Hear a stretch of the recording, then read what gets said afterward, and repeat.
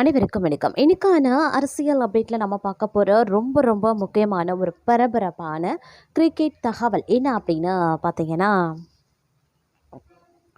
அனைவருக்கும் வணக்கம். இன்னைக்கான கிரிக்கெட் அப்டேட்ஸில் நம்ம பார்க்க போகிற ரொம்ப ரொம்ப முக்கியமான ஒரு பரபரப்பான தகவல் என்ன அப்படின்னு பார்த்தீங்கன்னா, 3வது T20 போட்டியில் இந்திய அணிக்கு 2 மாற்றம் ஏற்பட்டிருக்கிறதுங்க.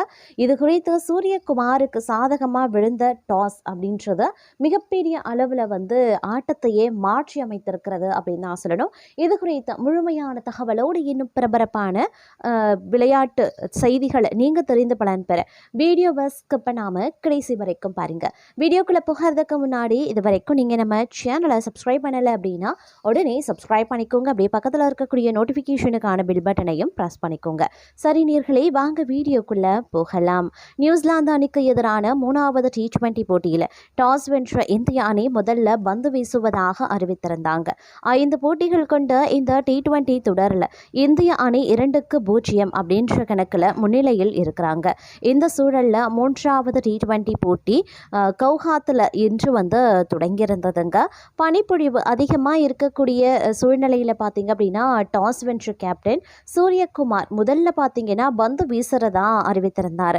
இது குறித்து கருத்து தெரிவித்திருக்கக்கூடிய அவர் என்ன சொல்லியிருந்தாருன்னா, ஆடுகளம் பார்ப்பதற்கு நன்றாக இருக்கு, பனிப்பொழிவு அதிகமாக இருக்கும் அப்படிங்கிறதுனால நாங்கள் முதல்ல பந்து வீச முடிவெடுத்திருக்கோம். முதல் 2 போட்டிகள்லையுமே நாங்கள் நன்றாக செயல்பட்டிருக்கோம். செய்ய வேண்டிய விஷயத்தை சரியாக திரும்ப செய்து நன்றாக கிரிக்கெட் விளையாட வேண்டும். அதே சமயம் பணிவுடன் களத்தில் செயல்பட வேண்டும். சிவம் துபே, ஹார்திக் பாண்டியா, அபிஷேக் ஆகியோர் பந்து வீச்சில் சில ஓவர்கள் வீசுவது கேப்டனாக எனக்கு பெரிய பிளஸ் ஆகவே நான் பார்க்கிறேன். இன்றைய ஆட்டத்தில் நாங்கள் 2 மாற்றங்களை செய்திருக்கோம். ஆஸ்தீப் மற்றும் வருண் சக்கரவர்த்தி ஆகியோர் ஓய்வில் இருக்காங்க. அவர்களுக்கு பதிலாக பும்ரா மற்றும் ரவி பிஸ்னாய் திரும்புகின்றனர் அப்படின்னு சூரியகுமார் யாதவ் தெரிவித்திருக்கார். இதனை தொடர்ந்து பேசிய நியூசிலாந்து அணி கேப்டன் மிட்சல் சாண்டனர் என்ன சொல்லியிருந்தாருன்னா, நாங்கள் கிடந்த போட்டியில் பேட்டிங் நன்றாகவே செயல்பட்டிருந்தோம், பந்து வீச்சில் கூட ஓகே தான். நாங்கள் பலமான அணியாக இன்றைய போட்டிகள் திரும்பி வருவோம். எந்த விஷயத்தில் கவனம் செலுத்தி தோல்வியில் இருந்து மீண்டும் முன்னேற வேண்டும் அப்படிங்கிறது தான் எங்களுடைய குறிக்கோள். இது புதிய போட்டி, புதிய மைதானம், அதனால் நாங்கள் வெற்றிக்காக மீண்டும் போராடுவோம். எங்களுடைய அணியில் இன்று நிஷம் விளையாடுவதாக இருந்தார், ஆனால் அவர் கடைசி நேரத்தில் விளையாட முடியல. போக்ஸ் பதிலாக ஜிமிசன் அணியில் திரும்பி இருக்கிறாங்க அப்படின்னு அவர் கூறியிருக்கிறதும் குறிப்பிடத்தக்க ஒரு விஷயம் அப்படின்னு கூட சொல்லலாங்க. அது மட்டும் இல்லாமல் தற்போது பார்த்தீங்க அப்படின்னா, கிரிக்கெட்டில் அடுத்தடுத்து ஏற்படுகின்ற பல விஷயங்கள் பார்க்கும் பொழுது மிகப்பெரிய அளவில் எதிர்பார்ப்புகளை எகிர வைத்திருக்கிறது அப்படின்னு தான் சொல்லணும். அடுத்தடுத்து பார்க்கும் பொழுது இந்த விஷயங்கள் அப்படிங்கிறது ரசிகர்கள் மத்தியிலையும் பார்த்தீங்க அப்படின்னா மிகப்பெரிய அளவில் எதிர்பார்ப்பை ஏற்படுத்தியிருக்கிறது அப்படின்னு கூட சொல்லலாம். அது தொடர்ந்து பார்த்தீங்க அப்படின்னா T20 தொடர் முழுவதுமாக பேட்டிங் மட்டும் இல்லாமல் விக்கெட் கீப்பிங்லேயும் பார்த்தீங்கன்னா படு மோசமாக செயல்பட்டு வராரு சஞ்சு சாம்சன். ஏன் அப்படின்னு பார்த்தீங்கன்னா, அவருடைய விளையாட்டு அப்படிங்கிறது மிகப்பெரிய எதிர்பார்ப்பில் இருக்கக்கூடிய நிலையில் சஞ்சு சாம்சன் அதிரடியாக நீக்கமும் பட்டிருக்காரு. இது இந்த இடத்துல இளம் வீரருக்கு நிரந்தர இடம் கிடைக்க ஒரு மிகப்பெரிய அளவில் ஒரு வாய்ப்பாகவே அமைஞ்சிருக்கு அப்படின்னு கூட சொல்லலாம். கையில் கிளவுஸ் இருந்தும் எளிதாக பிடிக்க வேண்டிய பந்துகளையும் விட்டு வருகிறாரு.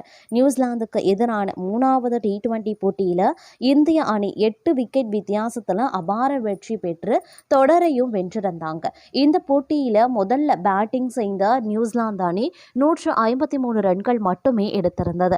அதற்கு பிறகு விளையாடிய இந்திய அணி வெறும் 10 ஓவரில் 2 விக்கெட் மட்டுமே இழந்து 155 ரன்கள் எடுத்து விளையாடியிருந்தாங்க.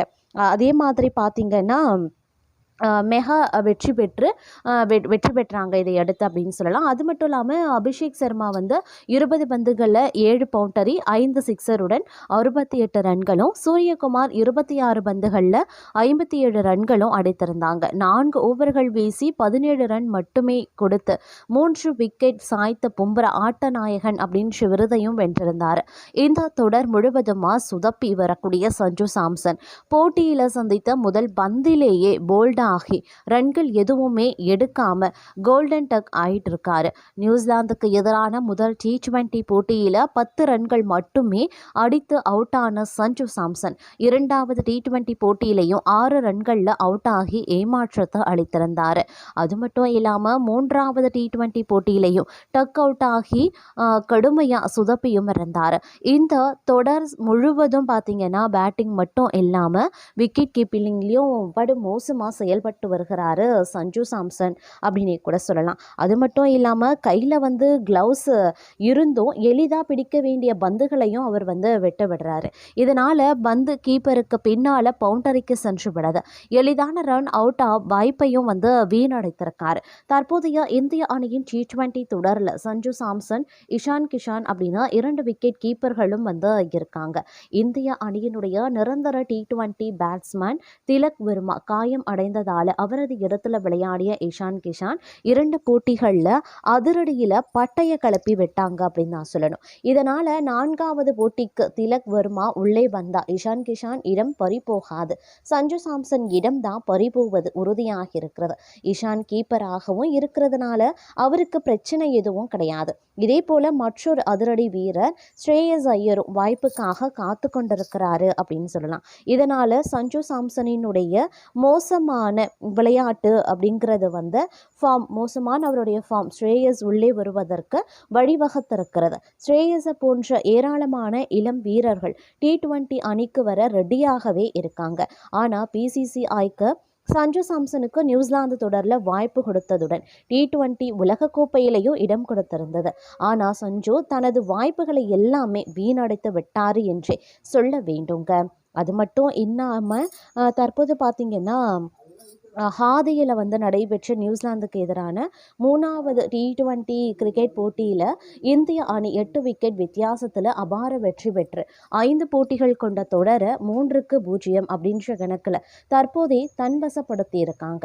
முதல்ல பேட்டிங் செய்த நியூசிலாந்து அணி இந்திய பந்து வீச்சாளர்களின் துல்லியமான தாக்குதலை சமாளிக்க முடியாமல் 20 ஓவர்கள் முடிவில் 9 விக்கெட் இழப்புக்கு 153 ரன்கள் மட்டுமே எடுத்திருந்தது. அதற்கு பிறகு 154 ரன்கள் என்ற இலக்குடன் களமிறங்கிய இந்திய அணியில தொடக்க வீரர் அபிஷேக் சர்மா அதிரடியாக விளையாடி 20 பந்துகளில் 68 ரன்கள் விளாசினார். இஷான் கிஷான் 28 ரன்கள் எடுத்து ஆட்டமிழக்க கேப்டன் சூரியகுமார் யாதவ் தனது அதிரடியை தொடர்ந்து 57 ரன்கள் குவித்து இதுவரை களத்தில் இருந்தார். மின்னல் வேகத்தில் ரன்களை குவித்த இந்திய அணி வெறும் 10 ஓவர்கள்லேயே 155 ரன்கள் எடுத்து இலக்கை எட்டி பிடித்தது. இந்த வெற்றியின் மூலமா இந்திய அணி தொடர் முழுமையாக கைப்பற்றி சாதனையும் படைத்திருந்தாங்க அப்படின்னு கூட சொல்லலாங்க. அது மட்டும் இல்லாம நியூசிலாந்து கிரிக்கெட் அணிக்கு எதிரான T20 தொடரை இந்திய அணி கைப்பற்றியிருந்தது. அபிஷேக் சர்மா மீண்டும் அதிரடியாகவே விளையாடியிருந்தார். நியூசிலாந்து கிரிக்கெட் அணி இந்தியாவில் சுற்றுப்பயணம் மேற்கொண்டு 3 போட்டிகள் கொண்ட ஒருநாள் கிரிக்கெட் தொடர் மற்றும் 5 போட்டிகள் கொண்ட T20 கிரிக்கெட் தொடரில் விளையாடி வருகிறாங்க. இதில் ஒரு நாள் கிரிக்கெட் தொடரை நியூசிலாந்து அணி 2-1 அப்படின்ற கணக்கில் கைப்பற்றியிருந்தது. அதனைத் தொடர்ந்து தற்போது 5 போட்டிகள் கொண்ட T20 கிரிக்கெட் தொடர் நடைபெற்று வந்துட்டு இருக்கு. இதுவரைக்கும் நடைபெற்றிருக்கக்கூடிய 2 போட்டிகள்லையுமே இந்திய அணி வெற்றி பெற்றிருந்தாங்க. சூப்பர் ஃபார்ம்லையும் இருக்காங்க. இன்றைய போட்டியிலையும் அது தொடர்ந்து இருக்கிறது. 3வது T20 போட்டியில டாஸ் வென்று பந்து வீச தேர்வு செய்திருந்தாங்க இந்தியா. எதிர்பார்த்தது போலவே இந்திய பந்து வீச்சில் நியூசிலாந்து வீரர்கள் திணறி இருக்காங்க. முதல் ஓவர்லேயே டெவான் கான்வே, 2வது ஓவரில் ரச்சின் ரவீந்திரா இந்திய வேகபந்து வீச்சில் பறிகொடுத்திருந்தாங்க. தொடர்ந்து சீரான இடைவெளியில் விக்கெட்டுகள் விழுந்து வந்திருக்கிறது. நியூசிலாந்து அணியில் கிளன் பிலிப்ஸ் அதிகபட்சமாக 48 ரன்கள் எடுத்திருந்தார். இதனால 20 ஓவர்களில் 9 விக்கெட் இழப்புக்கு 153 ரன்கள் எடுத்திருந்தது. இந்திய தரப்புல பும்ரா 3 விக்கெட் வீழ்த்தியிருந்தாங்க.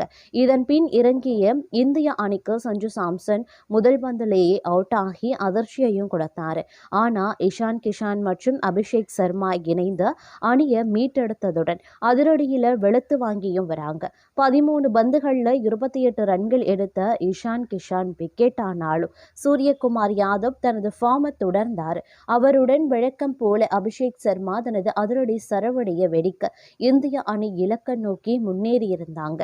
இறுதியில் 10 ஓவர்களில் 2 விக்கெட் மட்டுமே இழந்து 155 ரன்களை குவித்து வெற்றி பெற்றிருந்தது இந்தியா. அபிஷேக் சர்மா 14 பந்துகளில் அரை சதம் அடித்ததுடன் 20 பந்துகளில் 68 ரன்கள் குவித்திருந்தார். அதே மாதிரி சூரியகுமார் யாதவ் 57 ரன்கள் எடுத்திருந்தார்.